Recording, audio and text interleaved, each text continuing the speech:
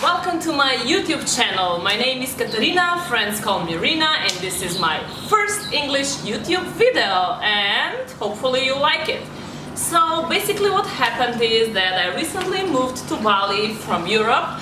I come from a teeny tiny country called Slovenia. We have only 2 million of people in my country, and this is the main reason I decided to make this video in English. My Instagram is like full of questions that I get every day in my inbox about Bali, Bali living, whatever. What I expected wasn't the same as when I got here, because it's quite different, because a lot of people, even including maybe myself, I thought it's like only green fields, rice around me, everything nice and clean, but it's not like that. So yeah.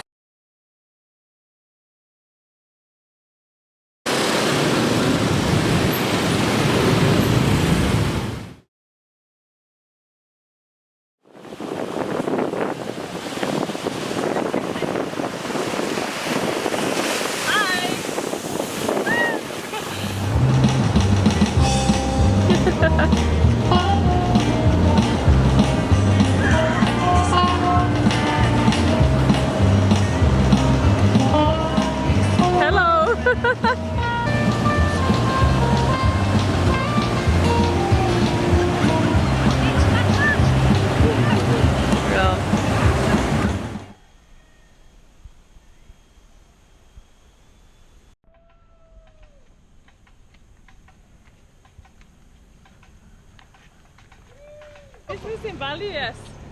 I think I'll do it. People are asking me, how much money do you need that you can go through the month, you know? So it very depends, because in Bali you can live very cheap life, or you can live quite expensive life. But still, for that amount of money and for that quality that you get in Bali, you would pay in Europe 2 times or 3 times more. So that's why a lot of people are still staying here in Bali, because, for example, 3-bedroom villa in Canggu, or for example maybe in Seminyak as well, you can get it like for 1,500 euros or even less. And what people usually do here is that they're like sharing. So I take one room, you take another one, and then we rent out a third one as well, you know. So we're sharing a place. And the good part is you have your own room and your own private bathroom, and then you're sharing a pool and a kitchen if you're cooking, of course, which I'm not. So for that amount of money, I mean, you get like a very decent place. And then there is electricity, a poolman, a cleaning lady. So yes, we do use all of that here because it's still pretty cheap, you know. But of course you can clean it yourself if you want, you know, it's up to you. So that's what I'm saying. I mean, you can get like a very nice place for a monthly rent like 1,500 euros and get like, wow, amazing place. People are like, when they see my pictures on Instagram, oh my god, you live here, you know. So yes, I mean, it is really nice for that amount of money, I mean, what you get. So today I will walk you through the cheap life of Bali. I decided to take you in Warung. This is like a typical Indonesian restaurant, usually run by family. It's very humble and small, and it's super cheap, but it's tasty, trust me. So it looks like this.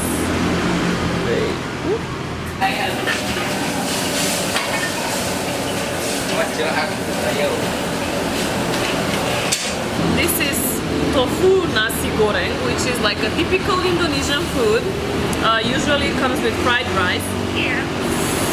Smell down. 3-second rule. So it comes with fried rice, usually with chicken. Since I'm vegetarian, it's with tofu and vegetable, and fried egg at the end. It's not the healthiest, but you know, it's very good. And when I arrived to Bali, I was like pretty confused where to buy food, you know, and you buy certain things in a market. The one that I use the most is Bintang. That is the cheapest one, where you can get like European, Australian, whatever, American brands for a decent price. especially if you're a vegetarian and you're drinking soya milk and stuff. Bintang has the best prices ever and a lot of options. Whatever you need, you can find over there. Even the fruit and the eggs, but I wouldn't suggest you to buy that over there because you can get it like if you stop where some locals are selling like salad and stuff, you will get like not half price but like 1/3 of a price. I think. It doesn't look so nice, but it's tasty.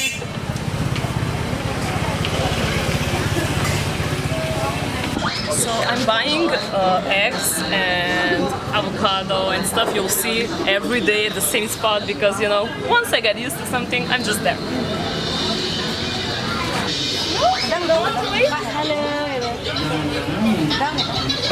She doesn't like me. How much? 81?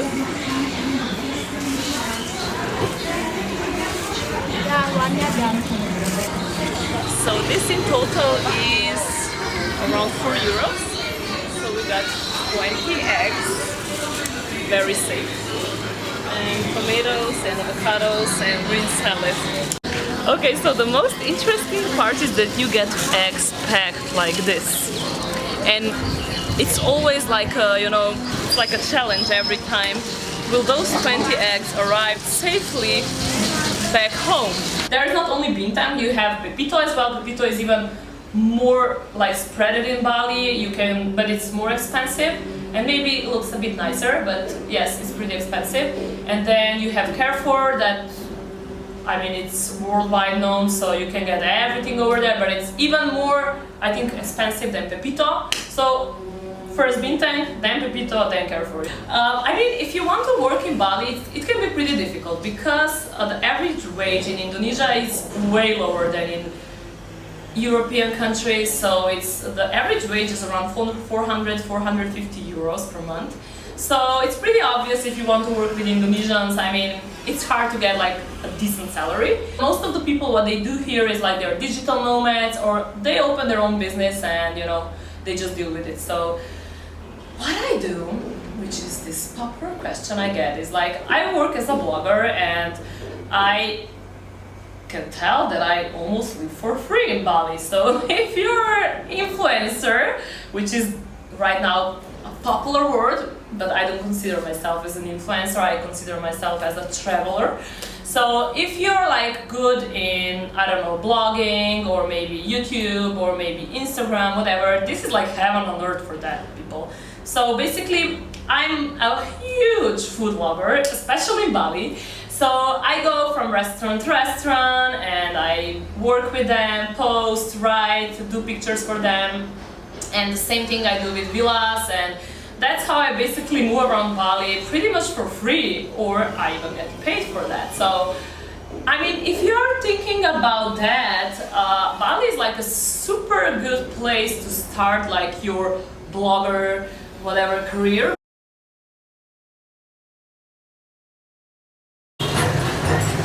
So as I was out yesterday and I have like a huge hangover, so I ordered like a fresh juice, which are the best in Bali. So I'm having kale, spinach, celery, capsicum, mint, ginger and lime, and it costs 50,000 K. So which is around 3 euros, just so you know. So if you're asking me like if it's Bali super cheap, whatever, I mean, if you're eating like in nice restaurants, it's not cheap at all. It's pretty similar as prices are in Europe, especially in my country, Slovenia. So this is the menu. I got like 500k Indonesian rupees to use them. So, which is approximately 30 euros. So maybe you noticed, but I changed my outfit, which is not so strange. That's what we do for a photo.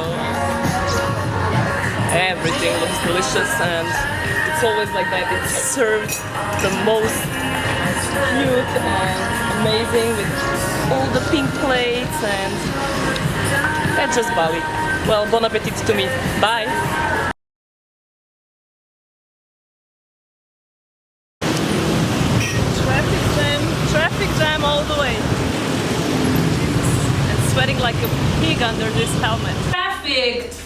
traffic. That's the worst part of Bali, if you ask me.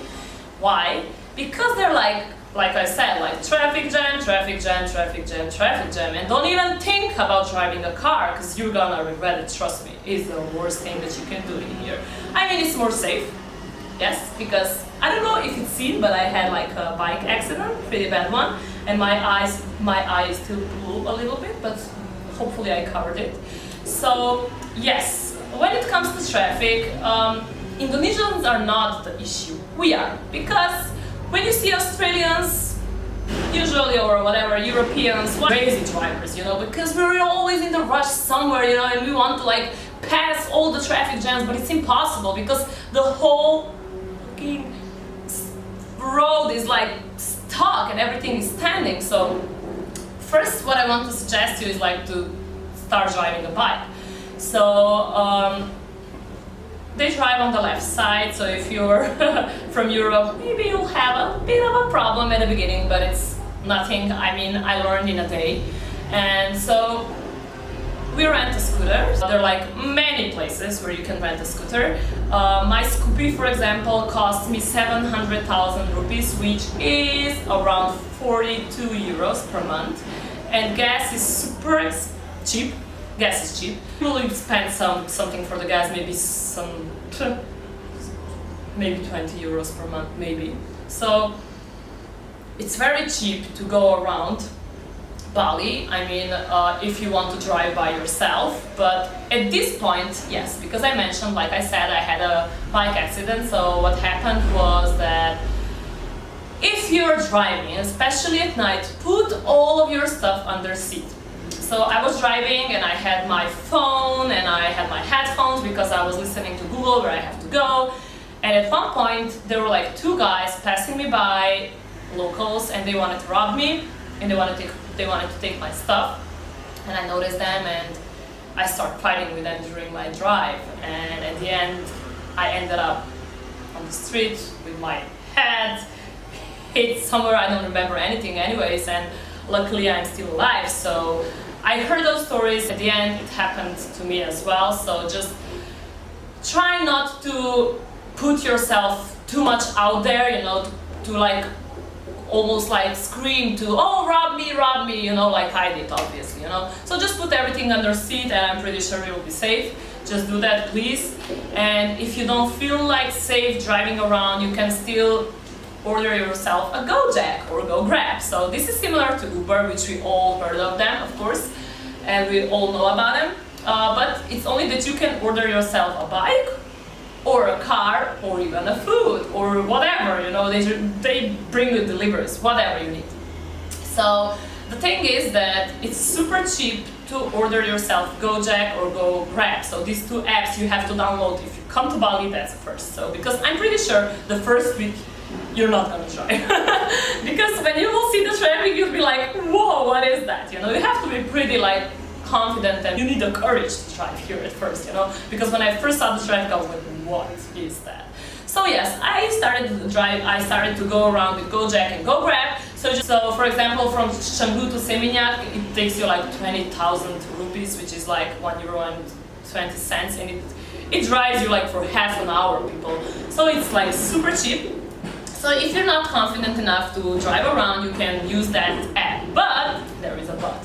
Of course, some locals, they hate like Gojek and Go Grab because they're like, well, they are cheaper than the local private drivers, you know. So before those apps, they were earning a lot of money driving around tourists, you know. And now when these apps appeared, whatever, you know, it's like people started using them, and local drivers, private drivers, they lost their business. So there are like some parts in Bali where you can't order yourself a Gojek or Go Grab. So they can drop you off, but they can't pick you up. But it's improving. So I think the later you will come to Bali, the more easy it will be to get with Gojek and Go Grab everywhere.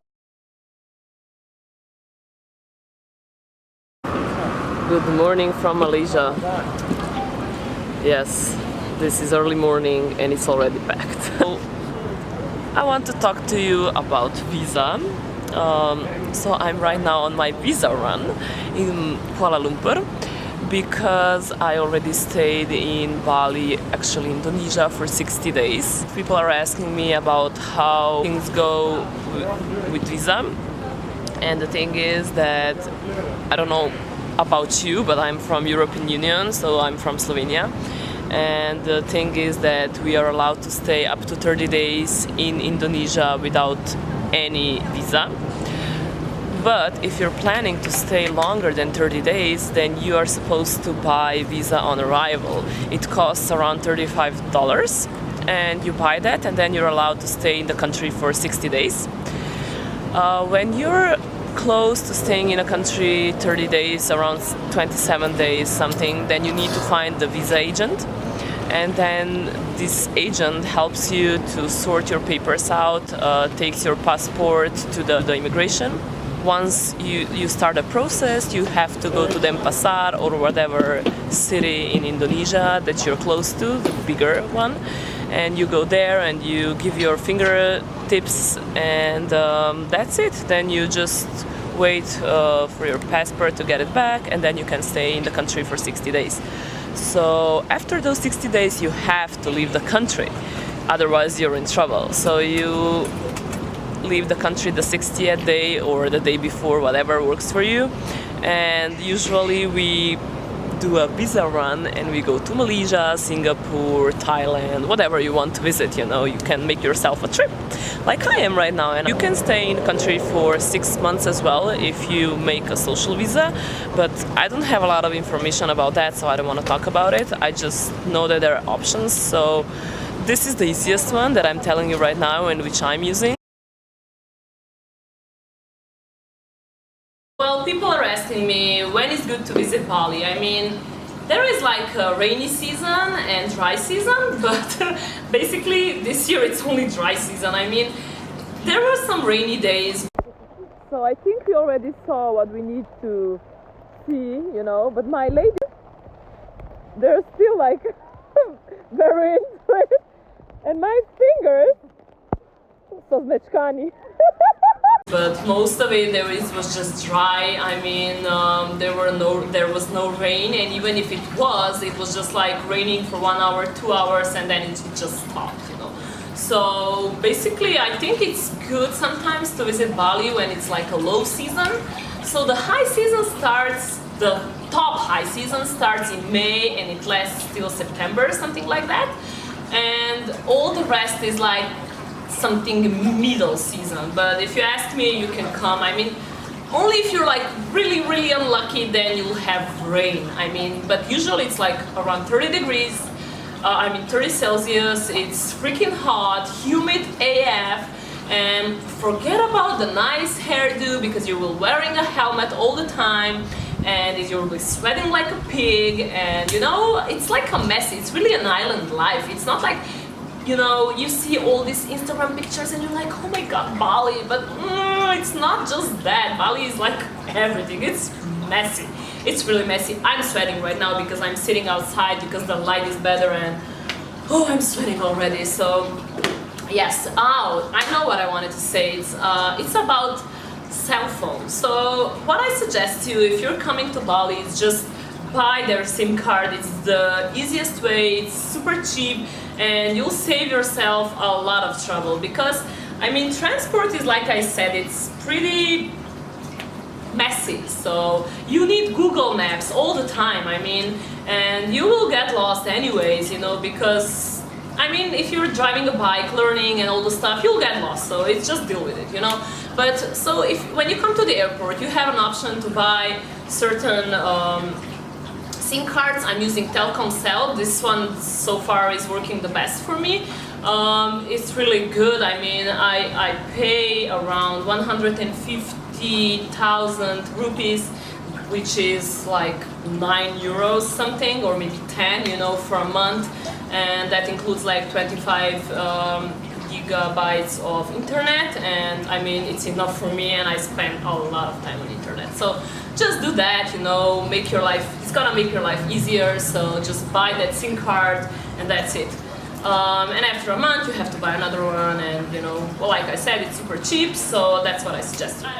hopefully I told you everything about it, and I hope that I have enough of material to represent you Bali.